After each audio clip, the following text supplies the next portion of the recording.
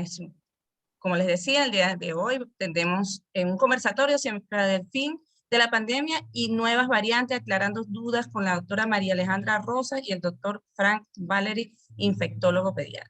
Entonces, para esto, bueno, quiero iniciar con la pregunta que les acabo, con la pregunta que dice nuestro flyer, con lo que queremos presentarnos, y es, bueno, doctores, cuéntenos, ¿ha llegado para nosotros el fin de la pandemia?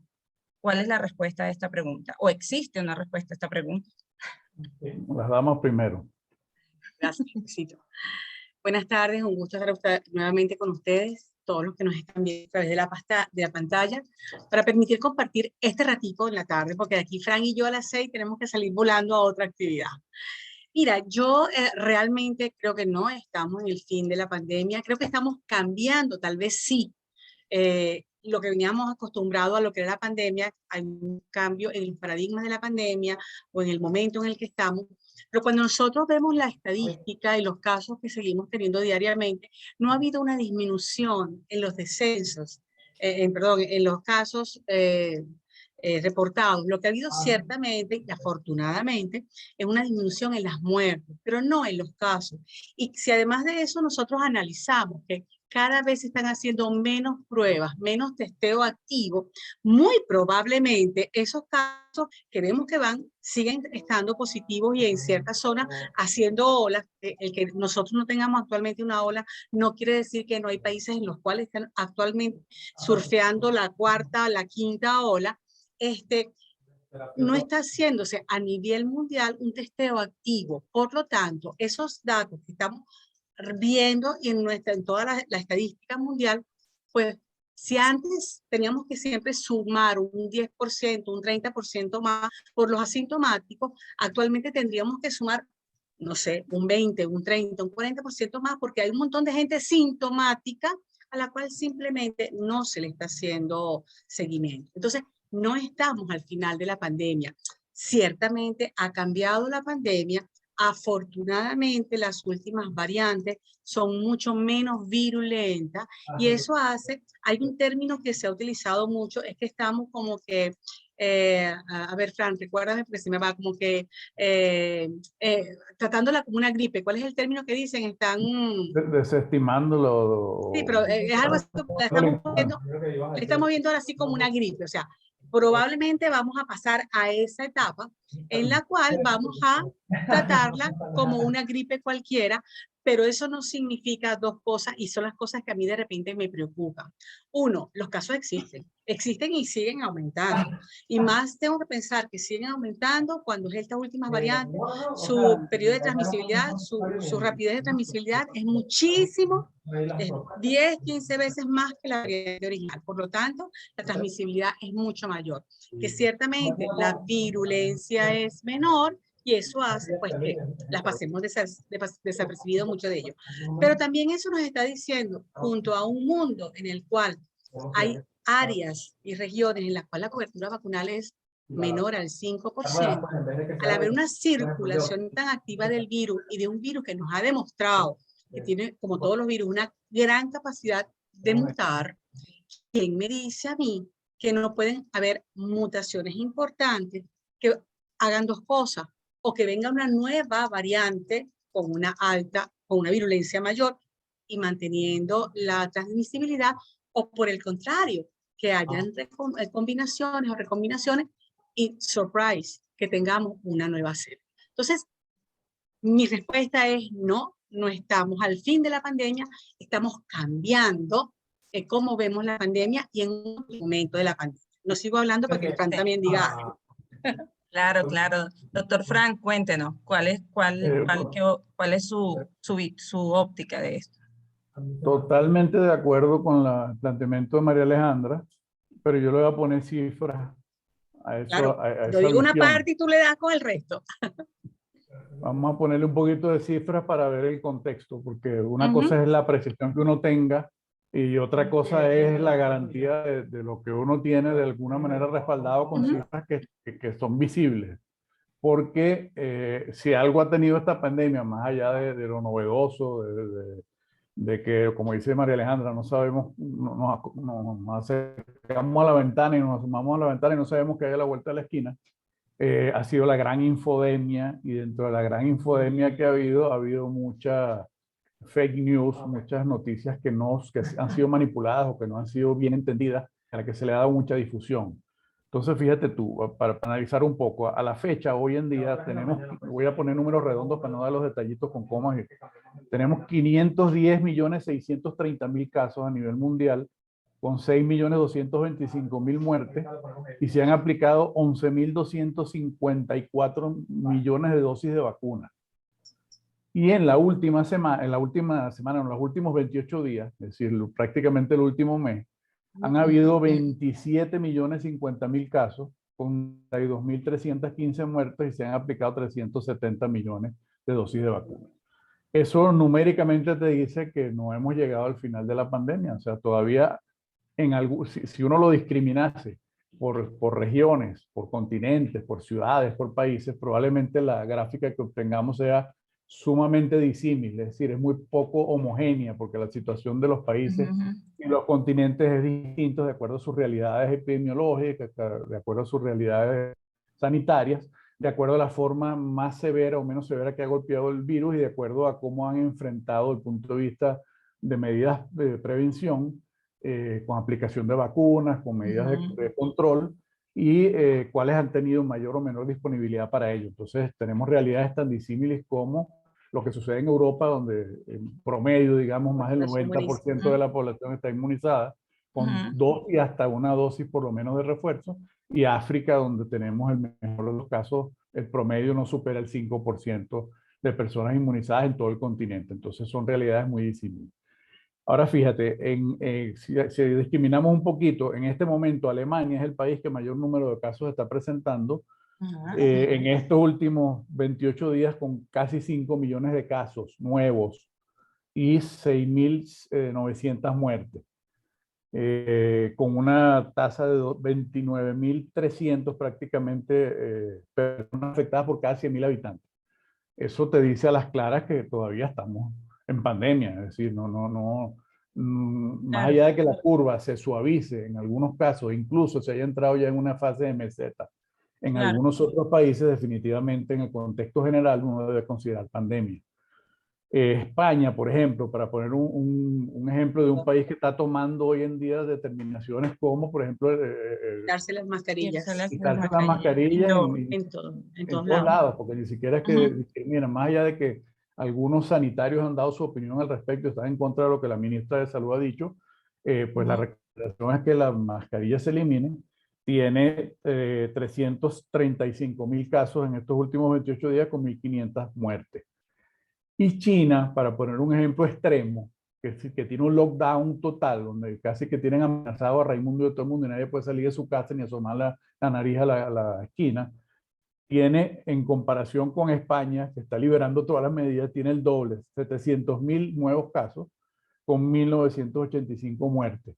Y están tomando medidas de lockdown, de cierre total, o sea, nadie puede salir de su casa, nadie puede montarse en un avión, nadie puede montarse en un tren, etcétera, etcétera. Entonces, es muy difícil analizar la situación en el contexto global, pero yo sí considero que en estos momentos, a pesar de los pesares, hay circulación del virus significativa en algunas regiones, en algunos países más que otros, y además está circulando una variante en este momento como la Omicron, porque lo que está circulando en este momento, independientemente de las letricas que le pongamos, A1, A2, A4, XL, o sea, es Omicron. Puedes decirle con su nombre clásico B.1.11529, que es la variante Omicron, o la puedes llamar BA.11, BA.1, BA.2, BA.2.221, BA.3, BA.4, BA.5, al final todo es Omicron.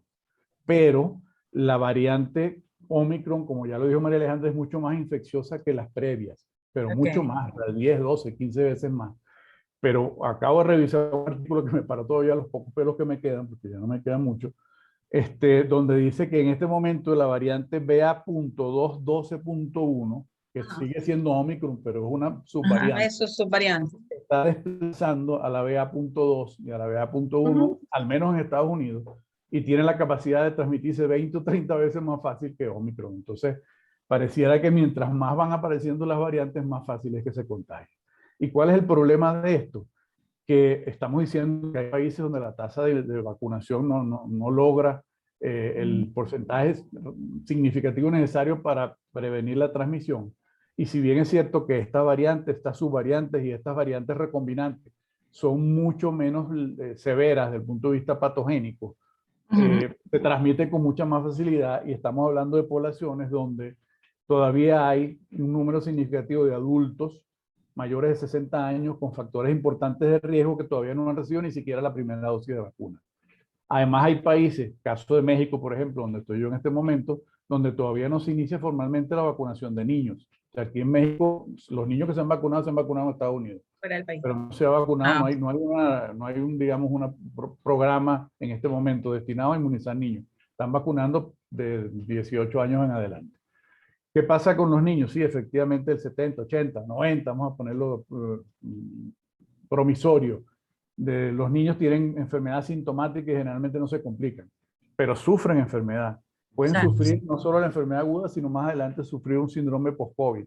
Pero además tienen la capacidad, sobre todo con estas variantes y estas subvariantes y estas variantes recombinantes, de transmitirlo a adultos que sí probablemente van a tener una evolución peor y van a requerir hospitalización, ingreso a unidades de terapia intensiva y a lo mejor la muerte. Entonces, no creo que estemos, sí hay una modificación, sí estamos en una fase distinta a la pandemia, pero no creo que estemos, por lo menos no pisando el final de la pandemia. Doctores, y en este espectro,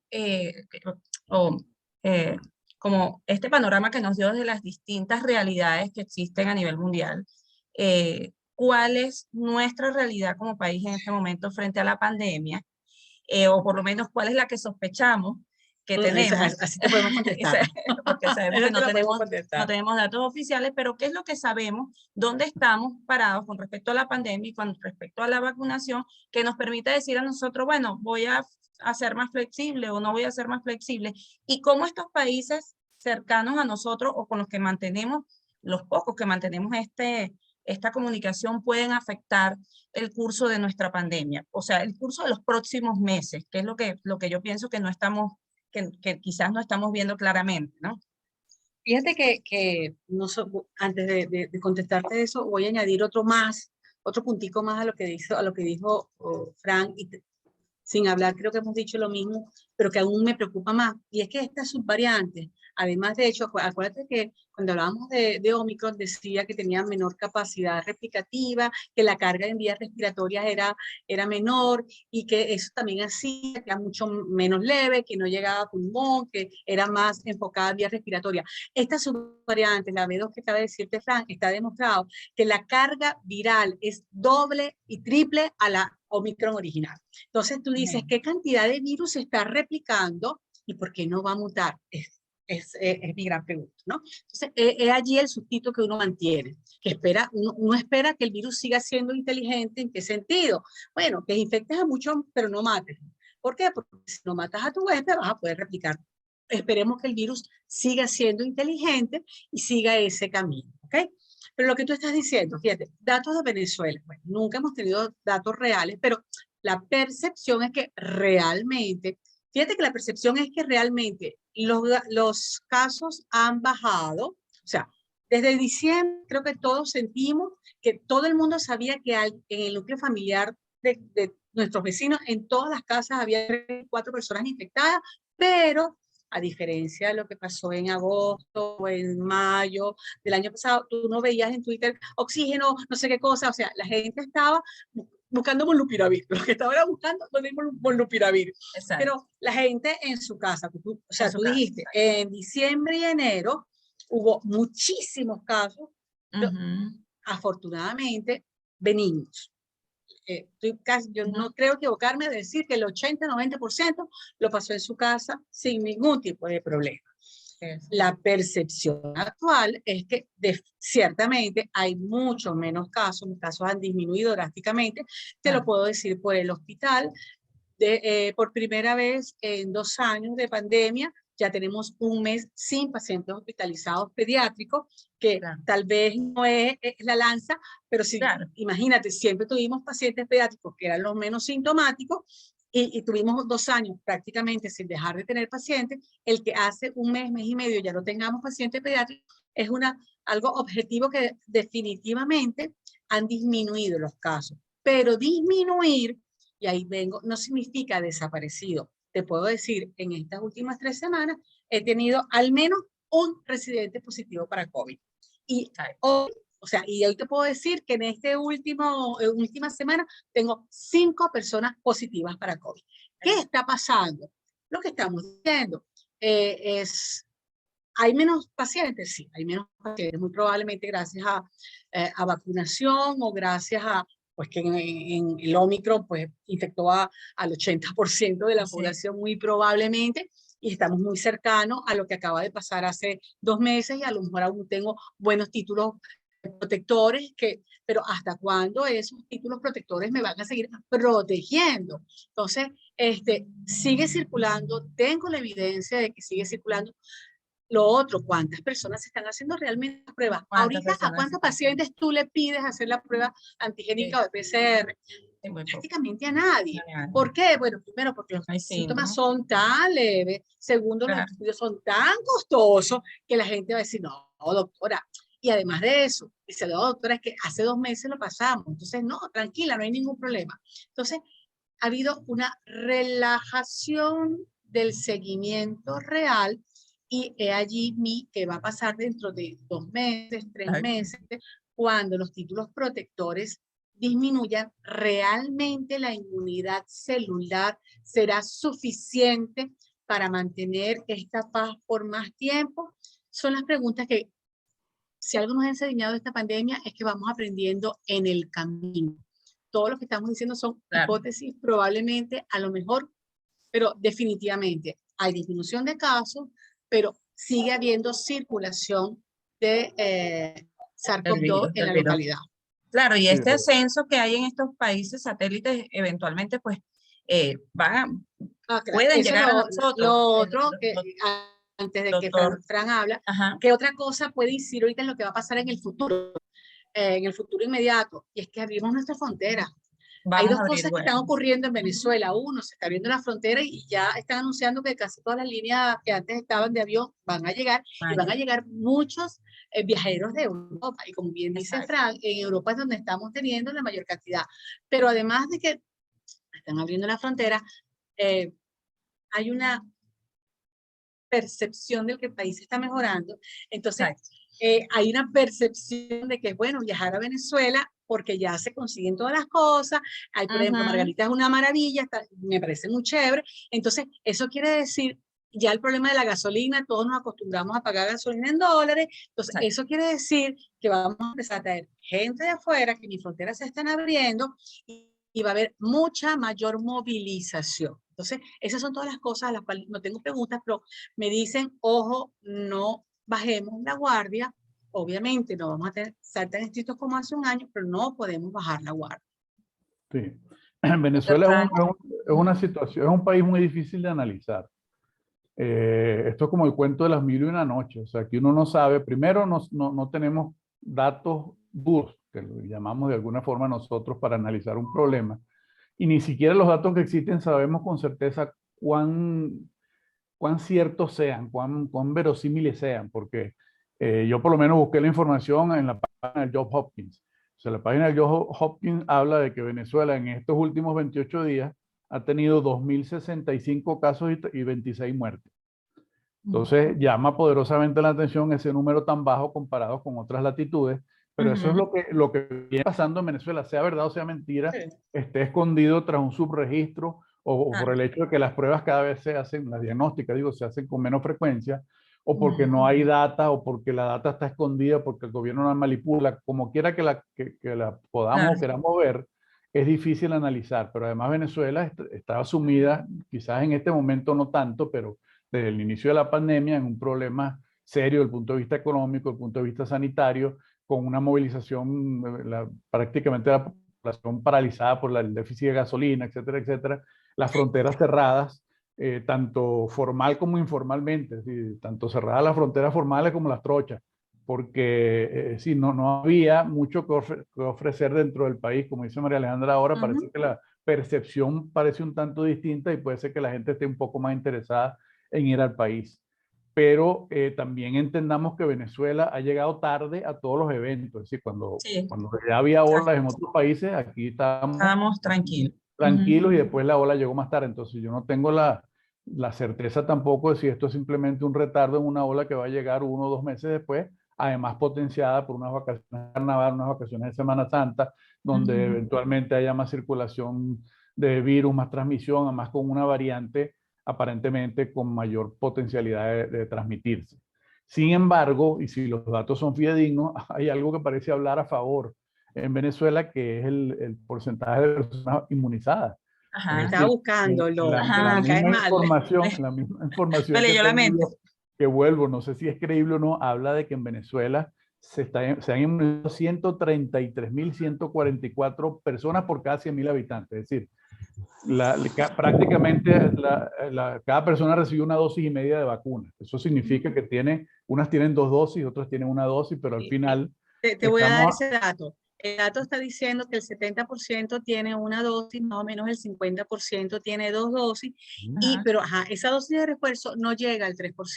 Exacto. Esa dosis de refuerzo, que son las personas de alto riesgo, no llega al 3%. Pero fíjate, cuando tú comparas eso, por ejemplo, con Estados Unidos, que sabemos que empezó muy bien y después se paró porque la gente no se quiere vacunar.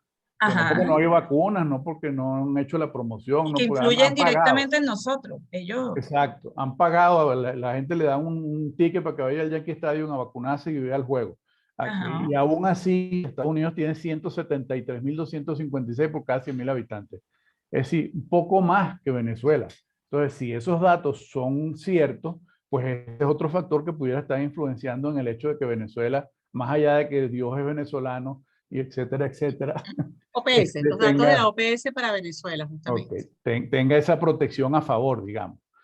Pero definitivamente, o sea, lo que pienso para el mundo, lo pienso con más razón para Venezuela, porque Venezuela además tiene un hándicap, un sistema sanitario muy golpeado, con un grupo médico, digamos, con un gremio médico muy golpeado, no solamente desde el punto de vista económico, sino desde el punto de vista laboral. O sea, estos médicos vienen en un burnout prácticamente, vienen quemados de todo lo que vienen haciendo. Entonces, sería peligroso que una variante como esta pueda tener una mayor transmisibilidad y que haya algunas personas en factores de riesgo aún que puedan contagiarse aún con esta variante en teoría menos peligrosa, pero que eventualmente puede producir daño en la fase aguda, incluso en la fase crónica, digamos, como manifestaciones post-COVID que se pudieran ver.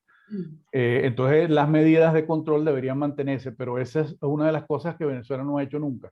No porque los venezolanos, porque los médicos venezolanos, las instituciones de salud venezolanas, las sociedades científicas venezolanas no hayan predicado a diestra y a siniestra, sino porque el gobierno tiene una política de 7x7, 7x14, 14x21, que eso no lo entiende nadie, ni el mismo Nicolás Maduro, que se siente a tratar de entender su propia política de salud. Entonces, tiene uno que seguir insistiendo en que la población mantenga al menos algunas medidas de contención o de control para prevenir lo que eventualmente pudiera pasar. Claro, doctor. Y disculpe, doctora, esto del porcentaje de vacunación y de estos pocos que tenemos con la tercera dosis, y allí vamos, o sea, esa tercera dosis, algunos, se está ingresando el doctor Roque Aguad, que sería también No, a él no lo dejen entrar, por favor, él no. Doctor Roque, me están diciendo que no lo dejen entrar. Doctor Roque, si se quiere incorporar, es bienvenido. Lo puedes meter, pero no le pongas audio. Dicen algunos especialistas que esta tercera dosis pues es como el punto para que logremos estabilizar la pandemia como tal, pues que se han progresado en algunos países por eso. ¿Es eso? Sí, ¿y no. qué tan sostenible es vacunarnos? Yo no nos hemos comunicado, pero creo que estamos en lo mismo. Ajá, ¿y qué tan sostenible igualmente sería vacunarnos cada 6 meses, cada 4 meses? ¿Cómo lo ven eso para nuestro país y a nivel mundial? No sé. Mira, bueno, primero decir, 2 años después de que estamos funcionando la pandemia, 1 año casi que y medio después de que se estén colocando las vacunas, que las vacunas van a ponerle coto, creo que el virus ya nos dijo, mira, por ahí no es, porque yo puedo más que tú. ¿Ok? Entonces, no, yo no creo que las vacunas van a poner el coto. Lo que sí es cierto, y eso sí es verdad, es que la vacuna tuvo un impacto importantísimo en severidad y muerte. Y ese es y para eso se creó la vacuna y cumplió una función y sigue cumpliendo una función espectacular. Fíjate que es preocupante cuando, y aquí tengo los datos de la OPS y la OMS, en los cuales debo creer, porque recordemos que la gran cantidad de las vacunas que se están colocando en Venezuela son vacunas que vienen por el COVAX. Por lo tanto, ellos sí saben qué es lo que está entrando en Venezuela. Y sí Exacto. saben qué es lo que tienen, porque cuando ellos traen vacunas, ellos supervisan la rotación de las mismas. Entonces, ellos sí saben lo que se está colocando. Me preocupa, fíjate que 77% de cobertura vacunal. Cobertura vacunal, una dosis, ¿ok? Claro. O sea que, y solamente tienes, tú puedes, solamente 2 dosis, el 59, el 50%, perdón, 49, el 50%. O sea que tú tienes el 50% de la población protegida. Gracias a Dios llegó Omicron y yo creo que Omicron sirvió de segunda dosis para ese montón de gente que no estaba vacunada, ¿no? O que nada más tenía una sola dosis. Y más me preocupa el que tan pocas personas de alto riesgo, porque realmente la tercera dosis, o que la gente llama dosis de refuerzo, es importante, es extremadamente importante para personal de alto riesgo. Personas mayores de 65, 70 años, cardiópatas, inmunodeprimidos, todo lo que ya sabemos. Y en Venezuela el porcentaje no llega al 3%. Entonces, Roque está ahí, yo sé que Roque va a decirme, pero vino Omicron y Omicron nos vacunó a todos. Sí, pero ese grupo al cual Omicron sirvió de tercera dosis, de refuerzo, lo que sea, es justamente el grupo que no produce una buena inmunogenicidad y que esa respuesta inmunológica va a caer más rápidamente en el tiempo.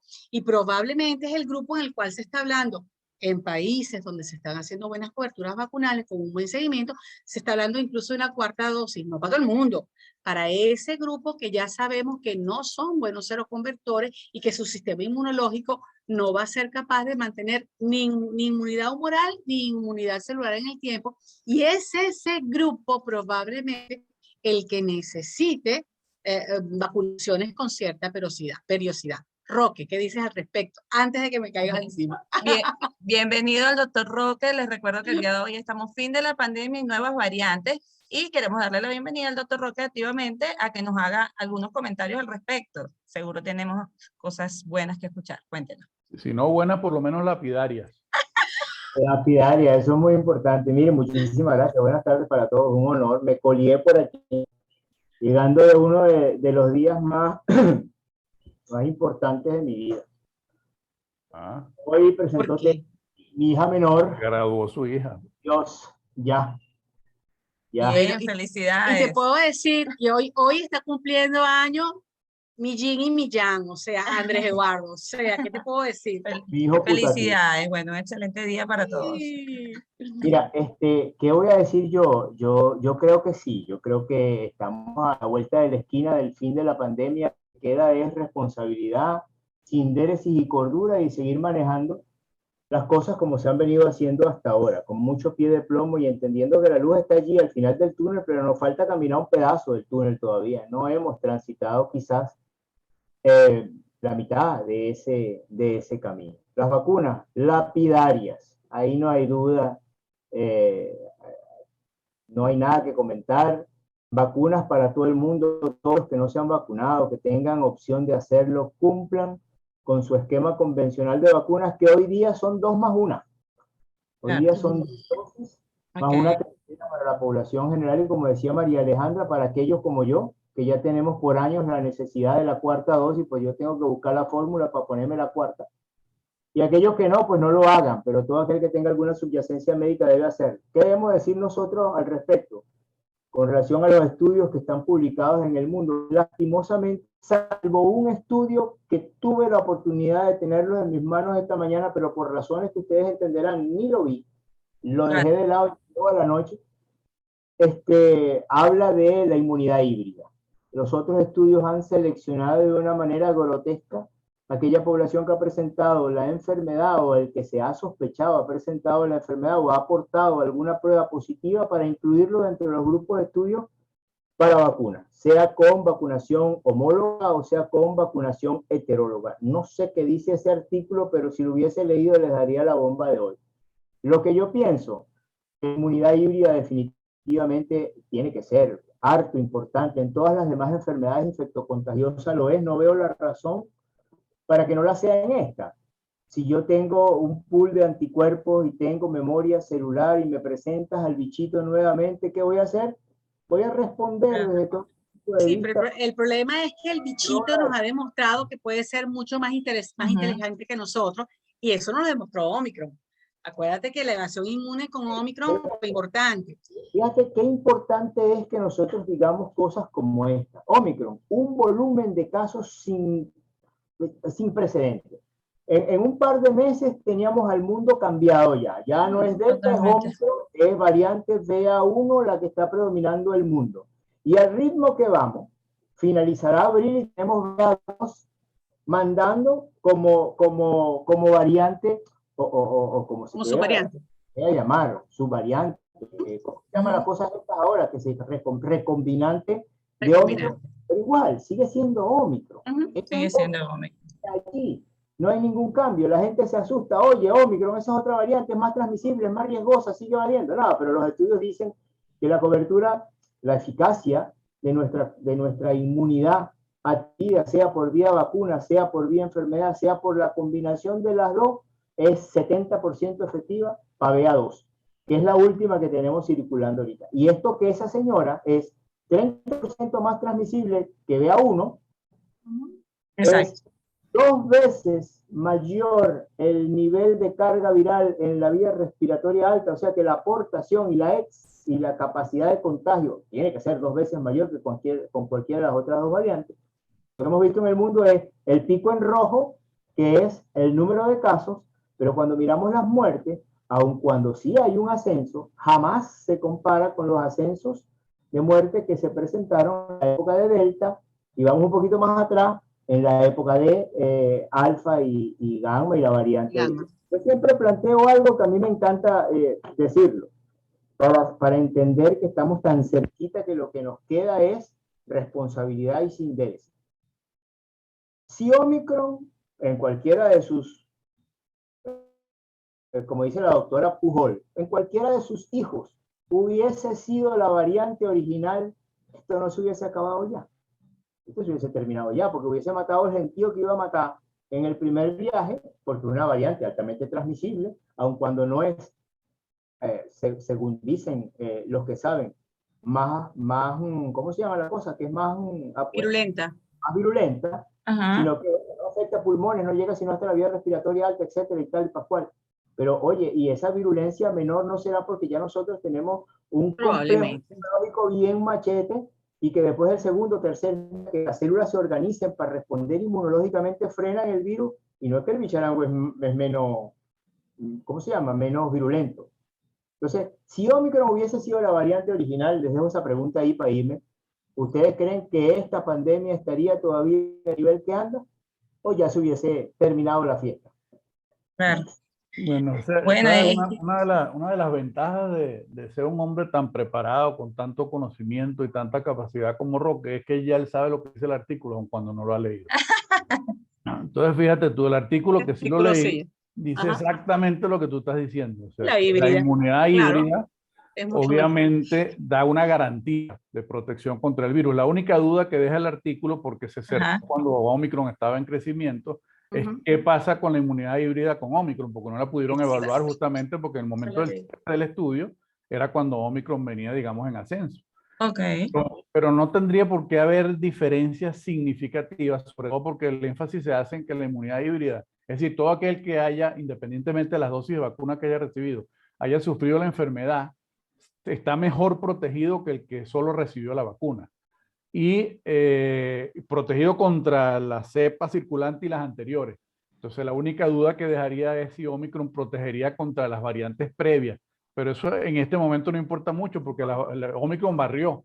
Delta ya queda en el mundo el 0.3%, lo demás todo lo que hay, llámese con la eléctrica que lo queramos llamar, es Omicron. Entonces definitivamente, y ojo, tampoco es que han podido hacer el estudio que sería el ideal, o sea, medir no solamente la inmunidad celular, humoral, perdón, sino la inmunidad celular, que sabemos que también tiene un importante componente de protección, etcétera, etcétera. Pero el hecho es que teóricamente el que sufrió la enfermedad y recibió alguna dosis de vacuna está protegido, prácticamente garantizado, que muy probablemente no se vuelva a infectar, al menos en este momento. No sabemos, como dice María Alejandra, si eventualmente el virus se vuelve loco y lanza una variante, o como dice Roque, un evento catastrófico donde lo que aparezca es una nueva cepa. Eso no lo podemos determinar, no lo sabemos. Sabemos que con este virus uno no puede jugarse todos los números a un solo caballo, pero lo que sí eventualmente sabemos, y para responder la pregunta inicial que hiciste, Elka, es que el escenario hubiese sido distinto si estuviésemos hablando hoy de una tercera dosis para reforzar la inmunidad de los que estuvieron adecuadamente inmunizados. Es decir, si tú me garantizas que el 100, no vamos a poner 100, el 90% de la población recibió 2 dosis, entonces la tercera dosis estaría resolviendo el problema casi con seguridad. Pero el problema es que estamos hablando de una tercera dosis cuando hay poblaciones que solo han recibido una dosis, el 3% de la población. Entonces, en un mundo que es global, donde las variantes que están circulando en este momento vinieron de África, que es justamente el país con menos porcentaje de población inmunizada, donde hay paludismo, tuberculosis, inmunosupresión, etcétera, que es el escenario perfecto para ideal que para todas las mutaciones habidas y por haber. Se produzcan todas las mutaciones y combinaciones, recombinantes, recombinaciones, etcétera, etcétera. Entonces, no sabemos con certeza qué pasa, pero definitivamente ¿qué frenó? O sea, y ahí sí difiere un poco de la opinión inicial de María Alejandra, aunque al final los dos vamos a llegar a la misma conclusión, en el sentido de que la vacunación no resolvió el problema porque no la usamos como debíamos haberla utilizado. O sea, si la población mundial se hubiera vacunado como tenía que haberse inmunizado, estaríamos viendo la luz del túnel muchísimo más cerca, la luz al final del túnel, porque obviamente hubiera sido mucho más eficaz. O sea, estamos diciendo que hay países donde la población ya no se quiere inmunizar. Entonces, ya el tope de personas inmunizadas ya se alcanzó un tope. Ya de aquí no vas a lograr nada, ni con terceras, ni con cuartas, ni con quintas dosis. Es decir, la cuarta dosis va a beneficiar a aquellos que efectivamente, como dice Roque y María Alejandra, tengan un factor de riesgo adicional, sea población susceptible o más susceptible, o en el caso de la población sanitaria en general, que está más expuesta al virus, etcétera, etcétera, etcétera. Pero no resuelves el problema si sigues aplicando terceras, cuartas, ya países que hablan de quinta dosis, cuando sabes que en el mundo todavía hay personas que no han recibido ni siquiera la primera dosis. Porque el mundo es global, muy global en este momento. Y globalizado. Doctores, quiero hacerle unas preguntitas que están enviando por aquí por el chat, y tenemos ya las 5:46 y tengo a los doctores Rosas y Valeri ocupados para las 6. Creo que les he visto. Eso yo no creo que se pueden por eso. Bueno, no, tenemos cursos, tenemos claro clases. Que sí, Roque, también vas para allá.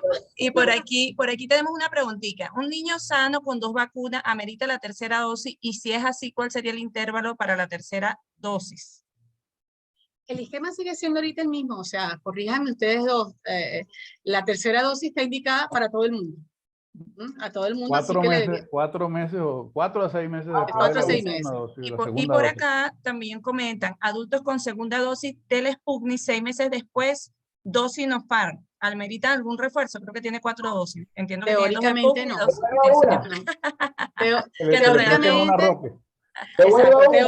Claro, teóricamente esa persona está inmunizada. Ahora mi pregunta sería, ¿es un paciente de 80 años? ¿Es un paciente inmunosuprimido en tratamiento con cáncer? Entonces, de repente, si ese paciente tiene esos factores de riesgo, probablemente 4 a 6 meses después de la segunda dosis de Sinopharm, él recibiría lo que está planteado hasta hoy, que a lo mejor no es lo que está planteado para mañana, pero hasta hoy es que esas personas de altísimo riesgo, más o menos cada 4 o 6 meses van a necesitar una vacuna de refuerzo. Pero de entrada, tal cual está, ya tiene dosis y refuerzos. Cuando hablan de responsabilidad, el doctor Roque habló de ser responsables, porque bueno, quizás nos estamos acercando al fin, quizás no, estamos en ese... Estamos desesperados. Estamos desesperados, o sea, ¿qué está pasando? ¿De qué hablamos? ¿Seguimos utilizando nuestras medidas? O sea, quiero que esto le quede claro a nuestros colegas acá y a los que es público general que de repente esté presente y que vaya a ver el foro luego por YouTube. seguimos utilizando nuestras medidas generales, utilizar la mascarilla, mantener la distancia, el uso, o sea, en qué situaciones en este momento en nuestro país vamos a decirle al paciente, mira, sí, tienes que seguirla usando, aire libre, ejercicio, estás indoor, en sitios cerrados con qué cantidad de gente, ¿cuáles serían sus sugerencias? Francisco.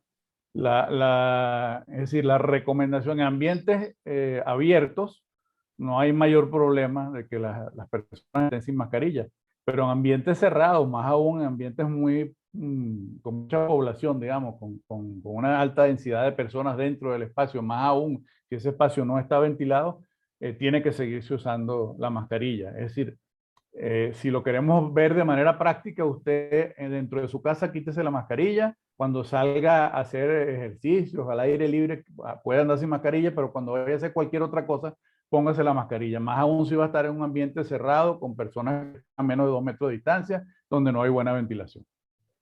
Sí, yo creo que la realidad es, uno, como dice Fran, debemos seguir usando mascarillas en ambiente cerrado. Lo ideal es que cuando yo me monte en el bus con 800.590 personas, deberíamos utilizar ambientes cerrados. Si volvemos a escolaridad en las universidades, donde sabemos que algunas aulas son con aire acondicionado y cerrado, deberíamos utilizar mascarilla, pero probablemente cuando voy al patio, no debería utilizar mascarilla. Cuando voy a hacer ejercicio, no debería utilizar mascarilla.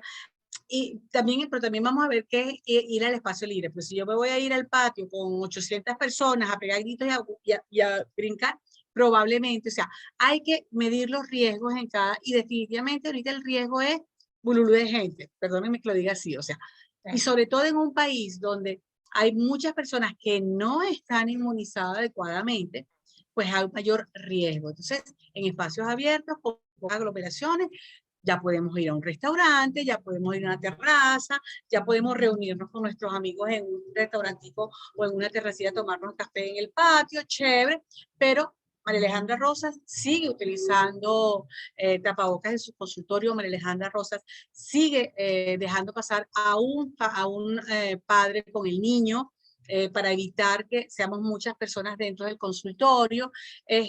La higiene de mano, no creo que sea solamente provocando. Qué bueno que el Omicron puso sobre el tapete la higiene de mano.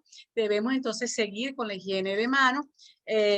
Y creo que esas son las medidas generales que debemos continuar todos. Y hay algunos ambientes que son expresamente peligrosos por la forma como se desarrolla la dinámica. Por ejemplo, que tú puedes ir a tomarte un café, un restaurancito con una terraza abierta sin problema. Te vas a meter en un bar o un bar con un karaoke, donde hay 200 personas, donde la música no te deja escuchar, tienes que estar gritando, porque no es lo mismo que yo hable, a que estornude, a que tosa, que grite.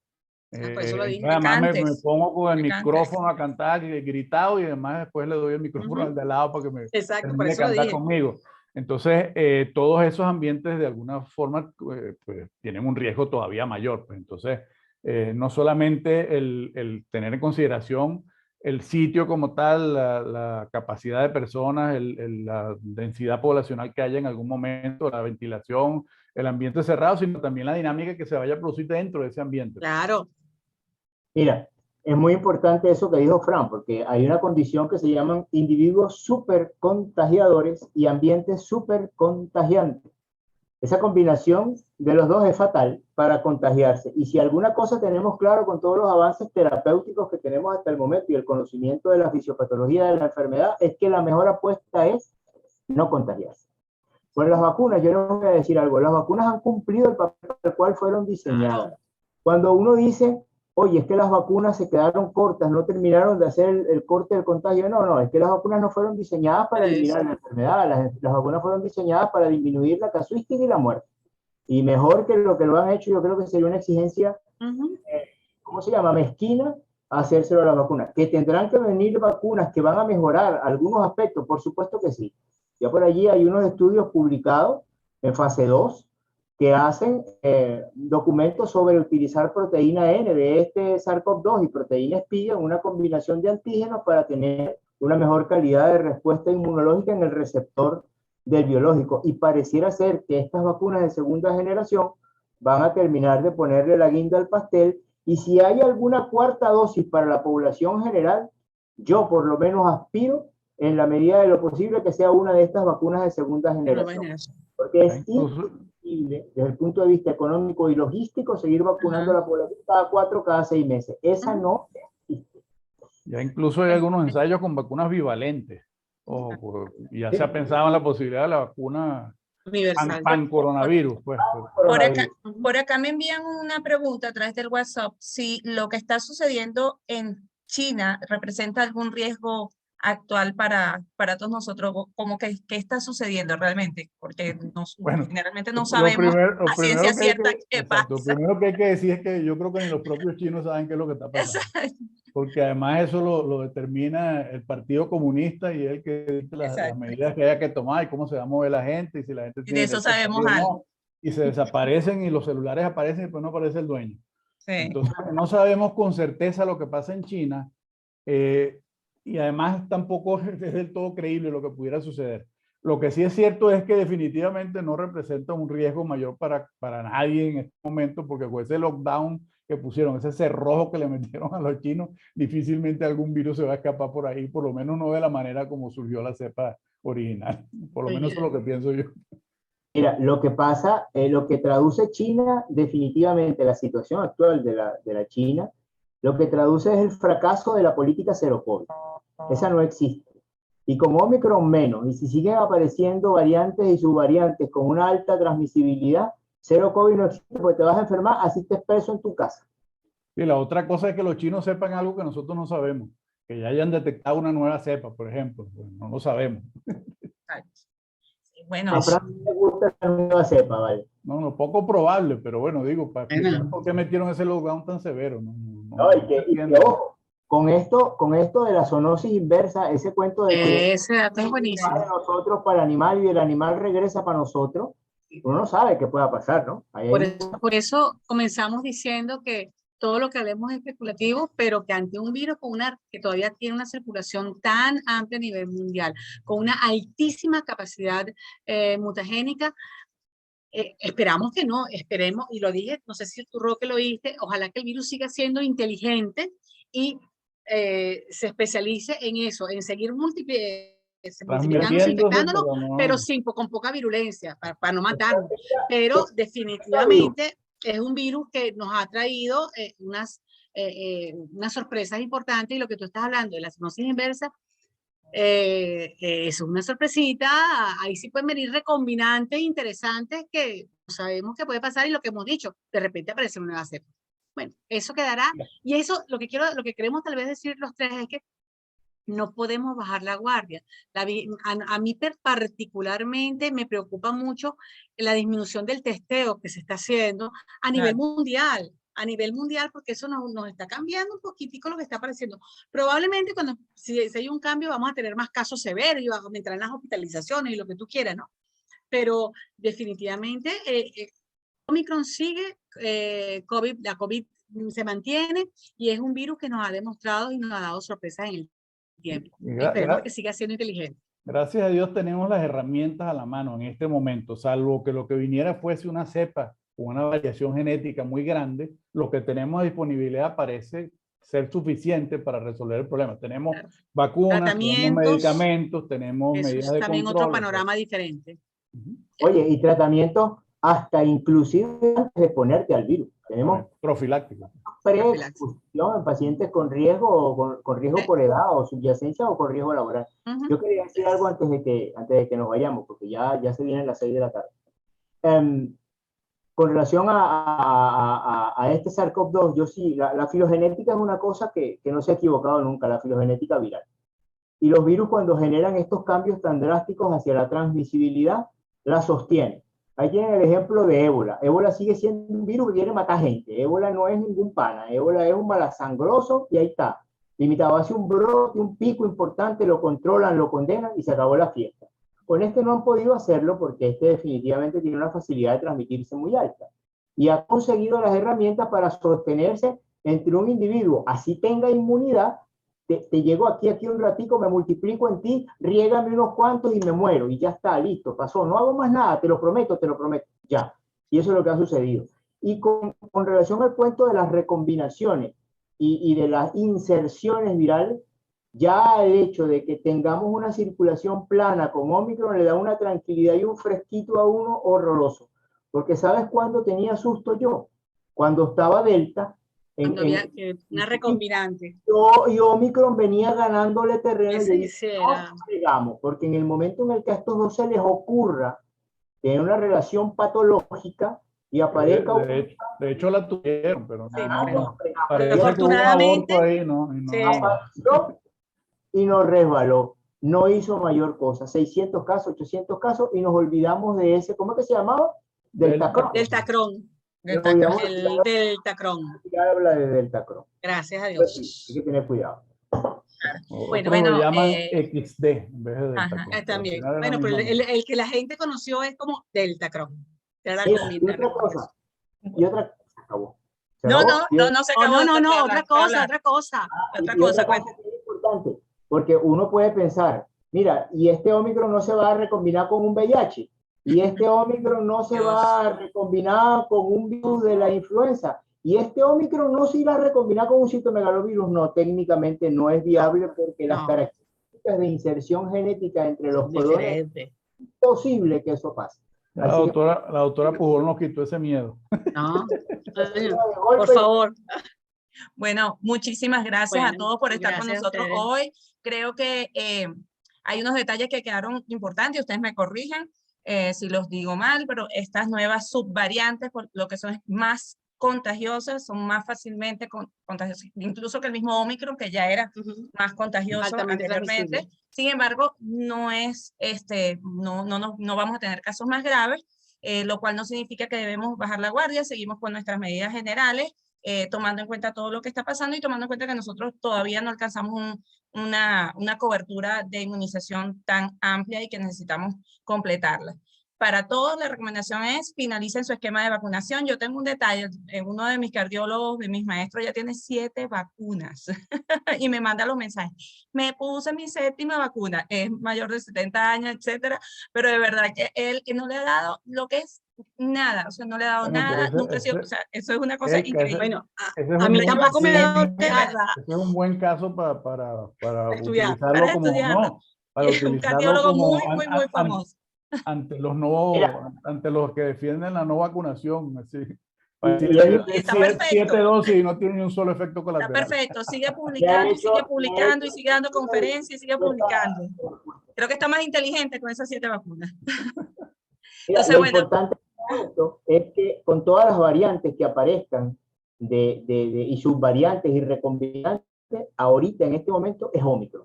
Todo es Omicron. Todo es Omicron. Esa es la otra conclusión. BA4, BA5, todo eso es Omicron. Porque técnicamente no deberían haber cambios sustanciales en lo que a la virulencia se refiere.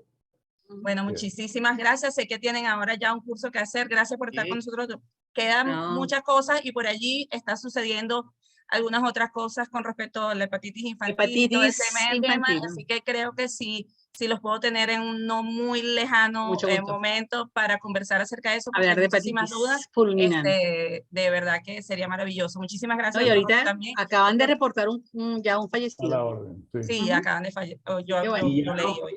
Ya rompimos los 200 casos, ya dejamos los 130 atrás.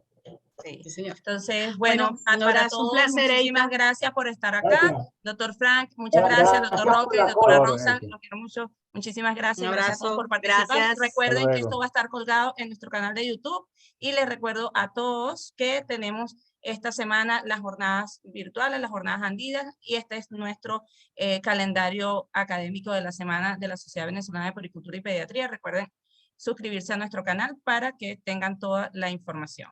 Hasta luego y bueno, que tengan un feliz día. Felicidades, doctor Roque, y felicidades, doctora Rosa, por sus hijos, que es lo más bello que tenemos. Así es. Hasta luego. Hasta luego.